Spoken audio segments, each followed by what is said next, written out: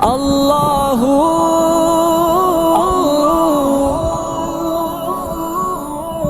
اللہ اللہ۔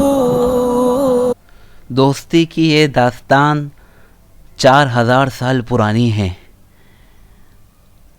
اور آج بھی پوری شان اور عظمت سے زندہ ہے، اور انشاءاللہ قیامت تک یہ دوستی اور اس کی شان زندہ رہے گی۔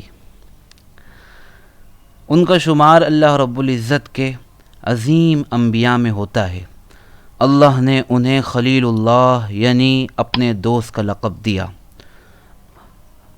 ابو الانبیاء یعنی تمام انبیاء کا والد کہا گیا۔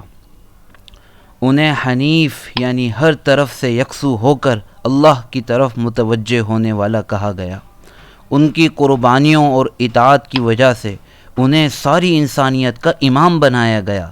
ان کی اولاد میں خوب برکت عطا کی گئی اور نبیوں کا سلسلہ جاری فرمایا گیا۔ ہمارا یعنی امت محمدیہ کا تعلق تو حضرت ابراہیم علیہ السلام سے اور بھی زیادہ ہے، کیونکہ ہمارے نبی صلی اللہ علیہ وسلم نے فرمایا ہے کہ میں ابراہیم کی دعا کا ثمرہ ہوں، یعنی انہوں نے اپنی اولاد میں میری نبوت کی دعا کی تھی۔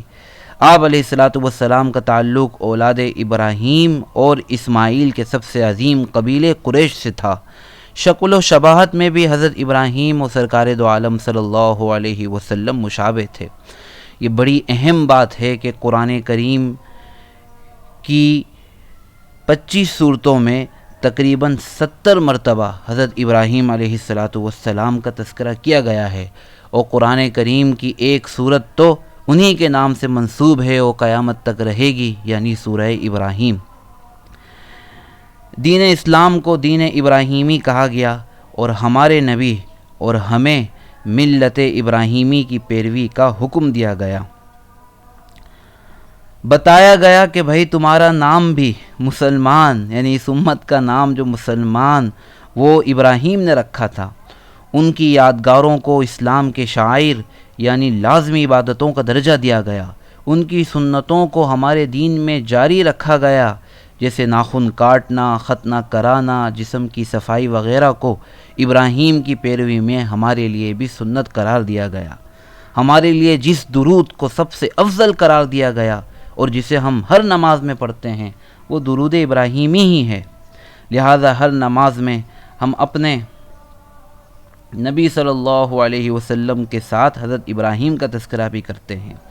اللہ کی توحید کا بول بالا کرنے اور بت پرستی اور شرک کی تردید کے خاطر وہ اکیلے پوری قوم کے سامنے کھڑے ہو جاتے ہیں۔ انہیں آگ میں ڈالا جاتا ہے، لیکن اس آگ کو ابراہیم کے لیے گلے گلزار سے بدل دیا جاتا ہے۔ وہ دنیا کے سب سے پہلے انسان بنتے ہیں کہ جنہوں نے اللہ کے خاطر اپنے وطن کو چھوڑا، اپنے خاندان کو چھوڑا اور ہجرت فرمائی۔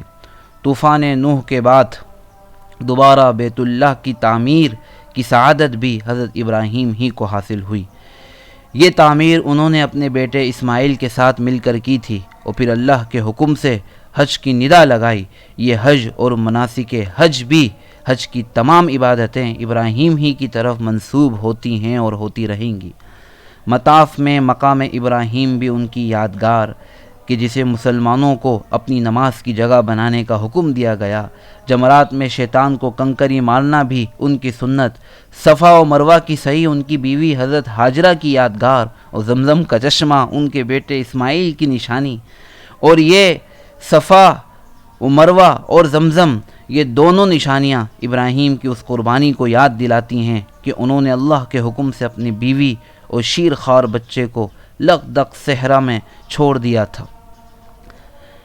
سب سے مشہور بات اور اطاعت و فرما برداری کی بے مثال نشانی اور ابراہیم کی محبت و وفا کی لازوال داستان کہ جسے اللہ رب العزت نے قربانی کی عبادت کی صورت میں قیامت کے لیے اس امت پر فرض قرار دیا اور اس کو ضروری قرار دیا، اور قرآن کریم نے اسے ذبح عظیم قرار دیا، یعنی اللہ کے حکم پر اپنے لاڈلے بیٹے کو جو بڑی دعاؤں کے بعد بڑی عمر میں عطا کیا گیا تھا، اللہ کے حکم کے لیے اس کو قربان کر دینا۔ یہ بھی صرف حضرت ابراہیم علیہ السلام کی خصوصیت ہے کہ دنیا کے تمام آسمانی مذاہب ان کو کل بھی اور آج بھی اپنا بڑا تسلیم کرتے ہیں۔ جس وقت قرآن نازل ہوا، ان کی اسی عظمت کی وجہ سے سارے مذاہب بڑے فخر سے اپنی نسلی اور دینی نسبت ان کے ساتھ جوڑتے تھے اور اپنے اپنے تحریف شدہ دین کو دین ابراہیمی کا نام دیتے تھے۔ اسی وجہ سے قرآن کریم نے ان کی زندگی کے احوال کے ساتھ ان کی شخصیت، ان کی صفات، ان کے عقائد، اعمال اور دعاؤں کو بھی تفصیل سے بیان کیا تاکہ ابراہیم و ملت ابراہیمی کو پہچاننا آسان ہو جائے۔ ان کی آزمائشوں اور ان پر اللہ کے خصوصی انعامات کے ساتھ صاف بتا دیا کہ بھئی مروجہ یہودیت، عیسائیت اور شرک و جہالت کا ابراہیم سے کوئی تعلق نہیں، وہ تو سراسر حنیف تھے۔ اور قرآن ہی سے معلوم ہوتا ہے کہ ابراہیم پر اللہ رب العزت نے کئی صحائف بھی نازل کیے تھے۔ رسول اللہ صلی اللہ علیہ وسلم نے ارشاد فرمایا کہ معراج کی شب میری ملاقات حضرت ابراہیم سے ہوئی۔ انہوں نے مجھ سے کہا کہ اے محمد، اپنی امت سے میرا سلام کہیے گا اور انہیں بتلائیے گا کہ جنت کی مٹی بڑی زرخیز ہے اور اس کا پانی میٹھا ہے، لیکن وہ بالکل چٹیل میدان ہے، بالکل چٹیل میدان ہے۔ اور ساتھ یہ بھی بتلا دیجئے گا کہ اس جنت کی زرخیزی وہ سبحان اللہ والحمد للہ ولا الہ الا اللہ واللہ اکبر، یعنی اللہ کے بڑائی کے کلمات سے ہوتی ہے۔